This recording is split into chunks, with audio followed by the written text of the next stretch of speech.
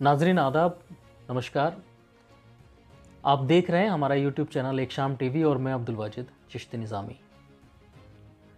आज मैं आपसे किसी सियासी मुद्दे पर बात नहीं करूंगा, ना ही मैं आपको आज इलेक्शन से जुड़ी हुई, दिल्ली नगर निगम से जुड़ी हुई कोई खबर देने के लिए या वो बताने के लिए मैं आपके सामने हाजिर हुआ हूँ।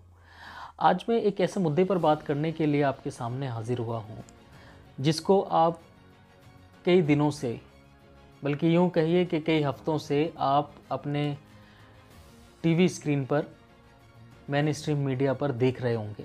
जी हाँ, मैं श्रद्धा मर्डर के इस मामले की बात कर रहा हूँ, जिसमें श्रद्धा का मर्डर किया गया और वो मर्डर किया, 35 टुकड़े उसके किए गए, निर्मम उसकी हत्या की गई आफताब अमीन पूना वाले शख्स ने, जिसका नाम आफताब अमीन पूना वाला है। उसने दरिंदगी की जितनी हदें होती हैं वो सारी हदें उसने पार की। लेकिन अब इसमें सवाल यही है, इस मामले को 6 महीने पहले ये मामला बताया जा रहा है कि 6 महीना पहले ये मर्डर किया गया और उसके बाद जब एफआईआर की, जब उसके घर वालों ने वो ढूंढा, पूरी कहानी जो है आप टीवी स्क्रीन पर जो है खबरों के ज़रिए आप देख चुके होंगे। लेकिन जो मेन मुद्दा है, उसमें मेन मुद्दा यही है कि अभी भी लोग इस कश्मकश में हैं और ये जानने की कोशिश कर रहे हैं कि आफताब अमीन पूना वाला जो है वो, उसका मज़हब क्या है, क्या वो मुसलमान है, क्या वो पारसी है। इस तरीके की बहस एक सोशल मीडिया पर और अलग प्लेटफॉर्म पर ये चल रही है। कुछ लोगों का कहना यह है कि मुसलमानों को बदनाम किया जा रहा है क्योंकि मीडिया में जो खबरें चलाई जा रही हैं वो सिर्फ आफताब के नाम से चलाई जा रही हैं। लोगों को आपत्ति इस बात की है कि सिर्फ आफताब नाम बताया जा रहा है, जबकि उसका नाम है आफताब अमीन पूना वाला। लोगों का ऐसा कहना भी है कि ये जो पारसी मज़हब के लोग होते हैं, पारसी समुदाय के जो लोग होते हैं, जो पारसी धर्म के मानने वाले लोग होते हैं, वो अपने सामने ये चीज़ लगाते हैं, अमीन पूना वाला जो है। तो अब ये एक बहस छिड़ी हुई है कि वो मुस्लिम है या पारसी है, उसका मज़हब क्या है। लेकिन आप ये देखिए, जो इंसान अपनी इंसानियत को खो देता है और दरिंदगी की सारी हदें पार कर देता है, तो ना तो वो इंसान होता है और ना ही उसका कोई मज़हब होता है। लेकिन हम ऐसे माहौल में जी रहे हैं, आज हम ऐसे दौर में पहुंच चुके हैं नफ़रत के, उस माहौल में हम अपने आप को घिरता हुआ और इतना मजबूर और लाचार महसूस करते हैं कभी कभी कि हमारी समझ में नहीं आता कि हम क्या कहें इस समाज के बारे में और जो हम लोग देख रहे हैं उसके बारे में। क्या, किस ज़ुबान से, किस अल्फाज से, किस नाम से हम इन चीज़ों को पुकारें। दरिंदगी की जब इस तरीके की हदें पार कर दी जाती हैं तो वो इंसान हो ही नहीं सकता, चाहे उसका मज़हब कोई भी हो, ये एक अलग बात है। और जो दरिंदा होता है उसको दरिंदा कहा जाता है, उसका कोई मज़हब नहीं होता, चाहे वो आफताब हो या आफताब अमीन पूना वाला हो। लेकिन हम नफ़रत के उस मकड़ जाल के अंदर फंस चुके हैं जिसमें हमें चारों तरफ अब कुछ नहीं दिखाई दे रहा है। मेन स्ट्रीम मीडिया लगातार जिस तरीके से ये ख़बरों को दिखा रही है और डिबेट शो चलाए जा रहे हैं, उसमें एक ख़ास समुदाय को निशाना बनाने की कोशिशें की जा रही हैं। इस खबर के ज़रिए लोगों ने उसमें लव जिहाद कहना शुरू कर दिया, चैनलों ने इस तरीके से चलाया कि ये लव जिहाद है, जिहादी हैं। तो ये कहीं ना कहीं लोगों में एक नफ़रत का माहौल भी पैदा किया जा रहा है। तमाम तरीके की, जब आप सोशल मीडिया खोलते हैं, चाहे फेसबुक, ट्विटर या इंस्टाग्राम या फेसबुक या यूट्यूब, जब आप खोलते हैं तो आपको कई वारदात ऐसी भी मिलेंगी जो दूसरे समुदाय की हैं आपस में। और जब आप इस चीज़ों को सर्च करेंगे, हीनियस क्राइम को जब आप सर्च करेंगे गूगल पे जाके, तो आपको ऐसे मामले कई मिल जाएंगे। लेकिन हम इसको कहीं से कहीं तक भी सही नहीं ठहरा सकते। लेकिन इसी के साथ में मैं आपको और जानकारी देना चाहूँगा। एक वीडियो सोशल मीडिया पर और वायरल हो रही है जिसमें एक शख्स है जिसकी दाढ़ी है और वो देखने में मुसलमान लग रहा है। और वो जामा मस्जिद की एक वीडियो बताई जा रही है, एक पत्रकार है वो उससे सवाल कर रही है श्रद्धा मर्डर के इस मामले में, श्रद्धा के बारे में, श्रद्धा मामले में, कि उसके जो है 35 टुकड़े किए गए हैं। तो वो ये बोल रहा है कि 35 नहीं 36 टुकड़े भी किए जा सकते हैं। इस तरीके की उसने बातें की, और वो भी जो हिंदूवादी संगठन हैं उनके ज़रिए ये वीडियो शेयर किया गया। काफ़ी इस पे कमेंट किए लोगों ने सोशल मीडिया पर कि देखिए ये जिहादी, ये मुसलमान किस तरीके से जो है बातें कर रहा है और इनको बचपन से ट्रेनिंग दी जाती है। इस तरह की तमाम बातें जो है ये बता करके सोशल मीडिया पर वायरल की गई, और ये वीडियो भी वायरल है। लेकिन अब इसमें ख़ास बात जो निकल कर आई है वो ये ही है कि जिस शख्स ने ये कही कि 35 टुकड़े नहीं 36 टुकड़े भी किए जा सकते हैं, वो अपना नाम राशिद खान बताता है। असल में उसका नाम राशिद खान नहीं है, उसका नाम है असली विकास कुमार। जी हाँ, उसका असली नाम विकास कुमार है, और वो बुलंदशहर का रहने वाला अपने आप को बताता है, जिसकी पुष्टि खुद उत्तर प्रदेश जो पुलिस है, जो बुलंदशहर पुलिस अधिकारी हैं, उन्होंने बताई है। जिस लड़के की ये वीडियो वायरल हुई, आपको मैं सबसे पहले ये पूरी वीडियो सुनाना चाहूँगा, उसके बाद में पुलिस ने किस तरीके से इस पर कार्रवाई करते हुए इसको गिरफ्तार किया है मैं आपको वो भी दिखाऊंगा। आप ये खबर देखिए सबसे पहले। 35 टुकड़े हो या 50? 35 तो देखो, जब आदमी जब थोड़ा वैसा होता है दिमाग खराब होता है, उनसे में 35 का 36 पे कर देता है। 35 के 36 पे कर देता है, जब आदमी का मुंह जाता ओवर हो, मूड खराब था तो मार देंगे।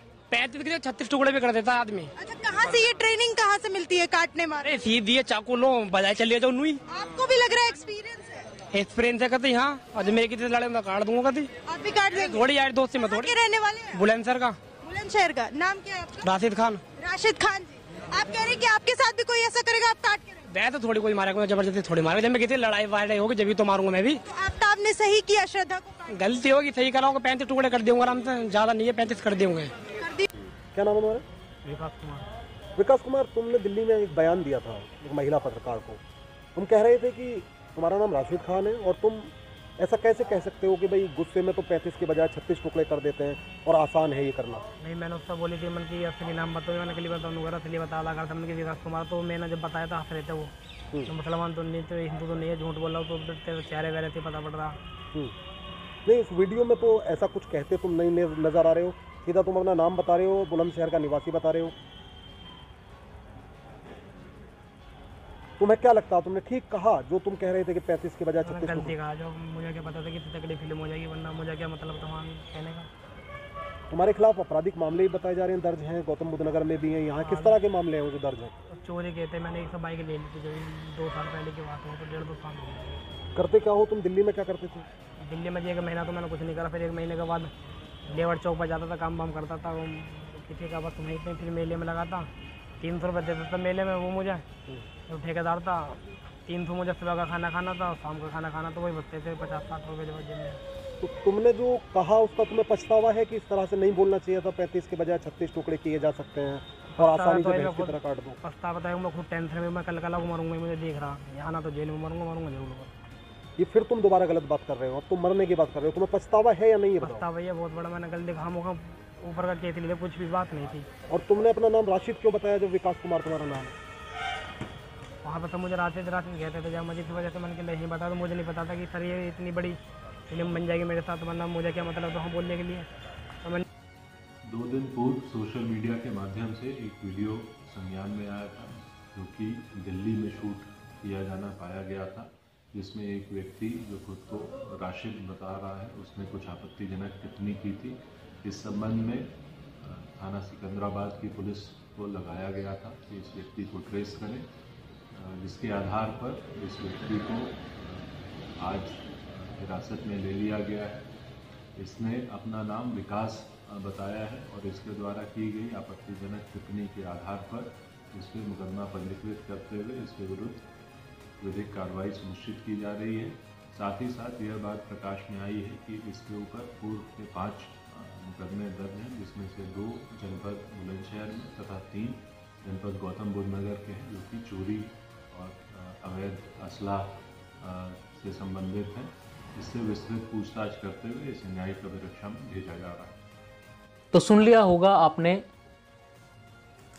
अब जो इसके चेहरे की बनावट है, बनावट क्यों? क्योंकि इसकी दाढ़ी भी है और इसने अपना अपना नाम भी बदला हुआ है, और ये कह रहा है कि मुझे ऐसी उम्मीद नहीं थी कि ये पिक्चर इतनी बड़ी बन जाएगी। आप अंदाज़ा नहीं लगा सकते, इसको तो इस चीज़ का अंदाज़ा नहीं था कि इतनी बड़ी पिक्चर बन जाएगी। लेकिन आप ज़रा ये सोचिए, इसके इस हुलिये से लोग इसको क्या समझ रहे होंगे, एक ख़ास समुदाय का समझ करके, इसको मुसलमान समझ करके किस तरीके की धारणाएं, जो विचारधाराएं लोगों की बदल रही होगी, और कितने लोगों ने इसको जो है मुसलमान समझा होगा कि देखिए मुसलमान इतने कट्टर होते हैं और इस तरीके की बातें करते हैं। आखिर हमारा मुल्क और हमारे मुल्क में रहने वाले ये लोग, जो हमारा माशरा है, जो हमारा समाज है, ये किस तरफ जा रहा है कुछ समझ नहीं आ रहा है। आए दिन लड़कियों के साथ इस तरीके की वारदातें होती हैं। ये जिस तरीके का क्राइम किया गया है, ऐसे क्राइम लगातार हो रहे हैं, दिल्ली के अंदर नहीं पूरे देश के अंदर हो रहे हैं। अगर हम बात करें अभी 1-1.5 साल पहले की, इसी तरीके का मामला राबिया सैफ़ी का शायद आप भूल चुके होंगे। राबिया सैफ़ी का मामला आप भूल चुके, जो सिविल डिफेंस में काम करने वाली लड़की थी। उसका मामला इतना नहीं उठा जितना श्रद्धा का उठा।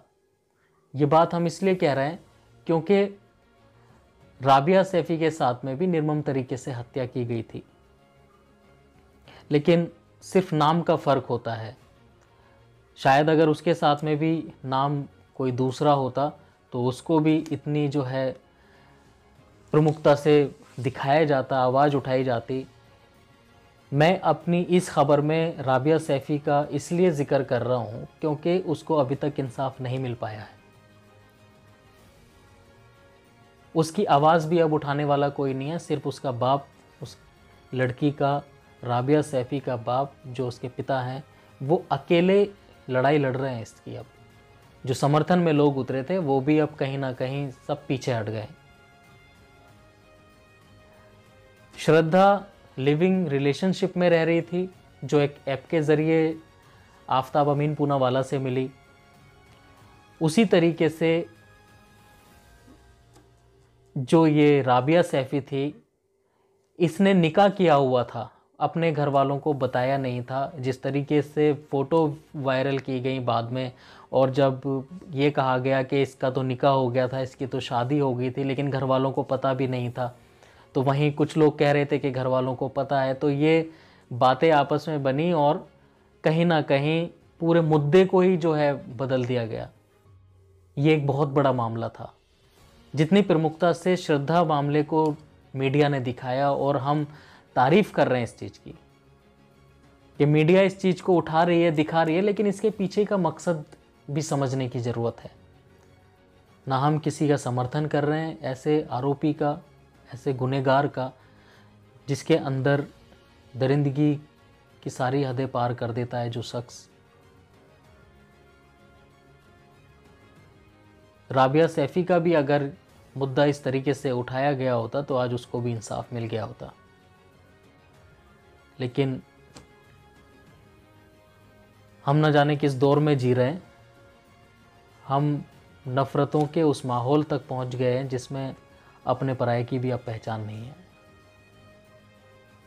आप अंदाज़ा नहीं लगा सकते कि किस तरह लोग आपस में बांटने की राजनीति कर रहे हैं, बंटवारे की राजनीति कर रहे हैं, किसी ना किसी बहाने से, किसी ना किसी तरीके से, मज़हब के नाम पर, धर्म के, जाति के नाम पर, ऊंच नीच, अमीरी गरीबी के नाम पर लोगों में मतभेद पैदा करने की कोशिशें की जा रही हैं। और लोग जो कम अक्ल हैं, जो इन चीज़ों को गौर नहीं देते, इन बातों पर, और इन चीज़ों को समझ नहीं पाते हैं, वो बखूबी इन चीज़ों का शिकार हो रहे हैं और वो माशरे में नफ़रतें लगातार फैलाने का काम कर रहे हैं। हम उम्मीद करते हैं कि आप कहीं ना कहीं जागरूक होंगे और जो माहौल बनाया जा रहा है, इस माहौल को रोकने में हमारी और दूसरे ऐसे लोगों की जो सेकुलर लोग हैं या जो आपस में शांति और प्रेम भाव की बातें करते हैं और उस समाज को देखना चाहते हैं जिसमें सब आपस में मिलजुल कर रहते हैं। जो हमारा देश है, हमारे देश की आपसी गंगा जमनी तहजीब है, आपसी भाईचारा है, जहाँ पर हिंदू मुस्लिम सिख ईसाई सब मिलकर रहते हैं, वो तस्वीर हमें देखने के लिए नहीं मिल पा रही है। आज ज़रूरत है उस ऐसी मुहिम चलाने की जिसमें सियासत को परे रखकर, सियासत से हटकर लोग समाज के साथ जुड़ें और समाज में आपसी भाईचारे का और प्यार मोहब्बत का पैगाम दें। क्योंकि हमारा ऐसा मानना है, मेरा खुद का भी ऐसा मानना है कि जब हम समाज को बदलने के लिए निकलते हैं और समाज में जिस तरीके की बुराइयां फैल रही हैं, हमें उसकी शुरुआत हमें अपने घर से करनी होगी। हम आज अपने घर से शुरुआत कर रहे हैं किस चीज़ की? जाति और धर्म की। बच्चों को क्या सिखा रहे हैं? जाति और धर्म के आधार पर मतभेद करना। इन चीज़ों से बचिए। बच्चों को जाति और धर्म के बारे में बांटने के बजाय उनके दिलों में उनके एक दूसरे के प्रति मान सम्मान की बातें बताइए। पता नहीं मेरी ये बातें आपको कैसी लगी होंगी या आप इनके बारे में क्या राय रखते होंगे। मुझे नहीं मालूम कि जो मैं आपसे बातें कर रहा हूँ वो आप समझ पा रहे होंगे या नहीं समझ पा रहे होंगे, लेकिन अगर आप हमारी बातों को समझ रहे हैं तो हमें कमेंट करके ज़रूर बताइए और हमारा साथ दीजिए समाज में आपसी भाईचारे को बढ़ावा देने के लिए, आपसी प्यार मोहब्बत को बढ़ावा देने के लिए, जिससे समाज के अंदर जो बुराइयां पनप रही हैं उन बुराइयों को कहीं ना कहीं रोका जा सके। दिल्ली से एक शाम टीवी के लिए मैं अब्दुल वाजिद चिश्ती निज़ामी।